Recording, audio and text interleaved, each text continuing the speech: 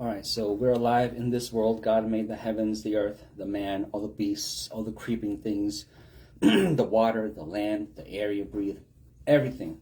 Everything is by God. God is everywhere. He sees everything. He judges our hearts, and he's very concerned with man. And so we have to be aware of what we're doing, what the standard is.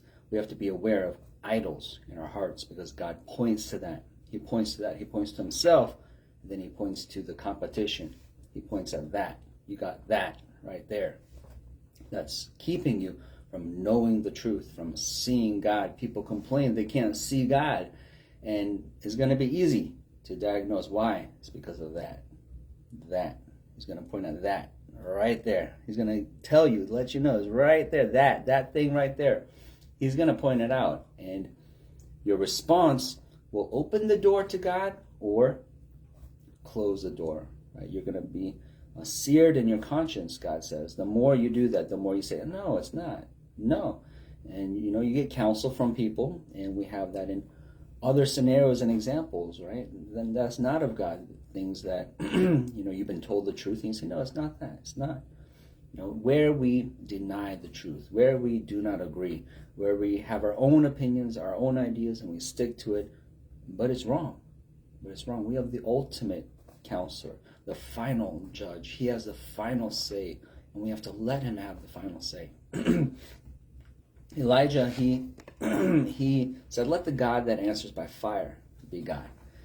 He said, he went to Mount Carmel and gathered up the people. And he said, how long halt you between two opinions? You guys say you want to serve God, sometimes serve God, and a little bit serve God. Even in the wilderness, they were somewhere out there doing some idol worship, somewhere keeping some idols somewhere, all throughout the time. So this is man. This is how we keep dragging our feet. And God says, no, write the vision, make it plain, read it, understand it, agree, run. Right? You know how fast you could go? You know how far you can go? Ask Enoch where he went. Ask Enoch what happened to him when he walked with God. What happened to him? Where did he go? Elijah himself, what happened to him? Where did he go? How did he get there? Man, right? Man, that is slowing you down. All the weights. He points at the things that are keeping us, idols, things that are not of God, mammon, right? Things that are material, things that you see. But God who made you, what about God who made you? What about God who knows every hair of your head? What about this God, this great God, right? He's wanting, he's looking for a people, right? And who he can say, these are my people. A people who can say, this is my God. This God is our God. He's looking for a relationship. He's looking for people who he can love on, who will love him.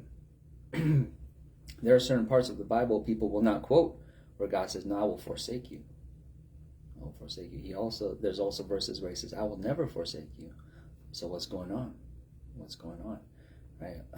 we want to pick that, right? Oh, yeah, because he's going to say that a lot of times, the warnings, the idolatry, and the consequences of that. So skip ahead. I don't like that part. Oh, yes, I like this part, right? I can do all things. Oh, I like. Then skip ahead. I don't like what he's saying here. Oh, that's scary. Skip a whole chunk. Okay, just go over. Is there any? Yes. Right. Take my yoke upon you. Yes. I'm lonely. Yes. Yeah, we like whatever we like. Right? No, but God wants us to obey his voice. He's saying all of this. This is all his speech. He's saying all of this. He says, no, understand me, not what you want to hear, not what you want to see, but obey my voice, everything I'm saying, right? Accept me, the Father, not just the parts that you like. No, I don't like that part, right? I don't want to go to church today. I got something else to do, right? We make it our own. We think everything is customizable, right? You can have your own custom-made mug. You can have your own custom-made shirts. And yeah, we feel like, oh yeah, God, I can have my custom-made God too. No, not with God. Not with God. No, you need to accept God. As he is. Even the altar, he says, no, make it, don't touch it. Don't touch it. I don't want your mark on it. Right? This is God. This is holy. Take off your shoes. No, you're not authority here. Submit. In surrender, we have access. So Elijah says, how long halt you between two opinions? And it's not that people don't know effort. They understand effort, because what do we see? Elijah says, all right, you guys go first. You guys go first. We'll see if God responds to you. Call on him. Call on him. And they accept the challenge. All right. They're calling on his God. They're calling on their God. They're calling on their God. And they start to escalate. Even Elijah mocks them. What's going on, guys? What's going on? Where's your God? Where's your God? Where is he? You've been calling him, so where is he? You have the wrong number? Check your contact list. Maybe you got the wrong number. Maybe you're not crying loud enough. All right, so they cry louder. They start to cut themselves. We need to shed blood. Right? Okay. Still nothing. Still nothing. So they understand effort. They understand effort. But we see that it's to no avail. Why? Because it has to be connected. You have to be connected to the vine. What's the source of the instruction? That's your own imagination. That's Nadab and Abihu. Right? They give their own sacrifice, their own idea. That's from your own heart, your own deceitful heart.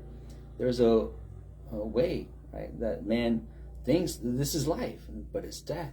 Right? There's ways of a man, but it's the ways of death. Right? God says, your thoughts are higher. No, your thoughts are very, very far, very distant. My thoughts are much higher than your thoughts. They're miles and miles and miles and miles and miles and miles and miles and miles and miles and miles apart. That different? Yes, that's why we need to submit, surrender. Because he's setting us up for a kind of success that's just mind-boggling, right? How does that make sense? Right? How does Joseph, right, what happened to him, lead to that? How does Esther, how does that decision lead to that? How does Ruth, how does that decision lead to that? Right? Jacob, how does that decision lead to that? All of this great, the leaps and bounds of prosperity, right? How does Daniel interpret these dreams? How is he so favored? How does he have such access? Right? The decisions that we make. Simple surrendering. Right? Surrender to God. Do what he says. Right? We want to figure it out on our own. We want to understand it. And God says, no, just do what I say. Trust me. Great, mighty things you cannot even imagine. I do have it in store for you, but take this door. Looking for a window. Wait, can I have a preview? I want to see where this goes. No, I'll give you a little bit. Let me tell you a parable. Right? It's like this. I don't understand. I don't want to go through that door. I don't understand what you're saying. Right? Let me give you a taste. So that is good. That is good. But I still don't understand. I can't see enough. Now I want to see the full picture. Right? No, I'm the boss. No, I make the assessment. No, he's God. He's God. And so, people do, you can even do ministry. You can do ministry. You can do healing.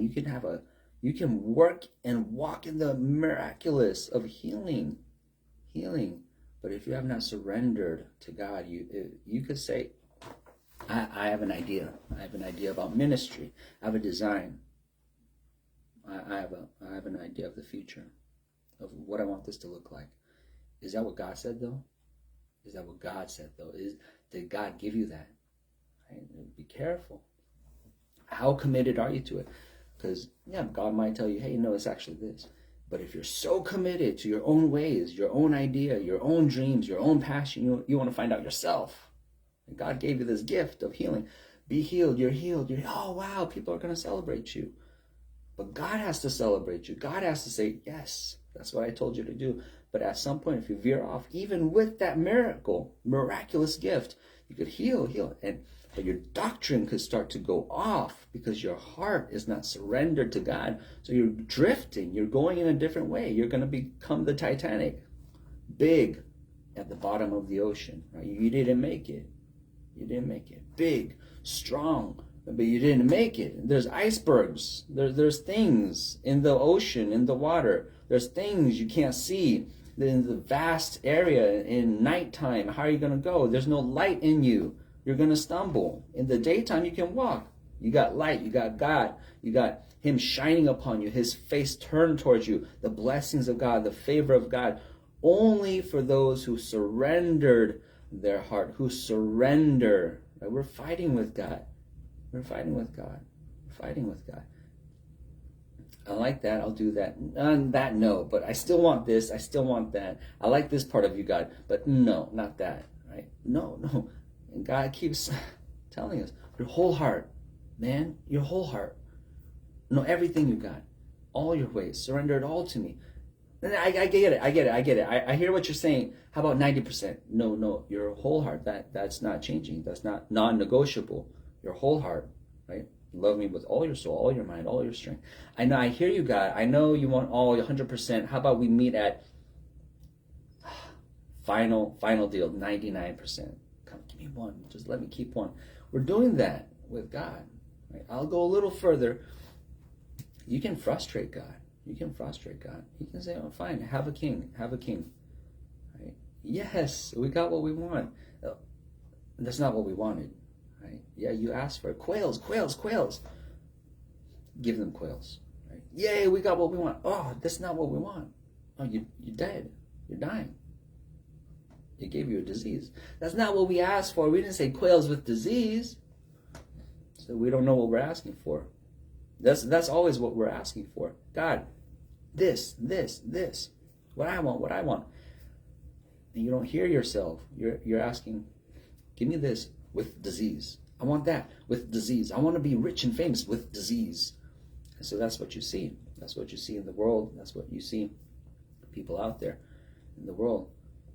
If there's anything in your life is mixed, right? An alloy, it's going to be weak. You can't have mixed. You need purity, pure gold, right? Purely God in your heart, a pure heart. Yeah, only they can see God. Only they can see God. You know, Herod, he made an oath and he was mindful of it. Oh, these people heard me say the oath. And he traded out, right? The man of God. Behead him because I said for these people, right? Pilate, he feared the people. Right? He knows Jesus is innocent. He's trying to free him, but the people, right? They say, we're going to tell on Caesar.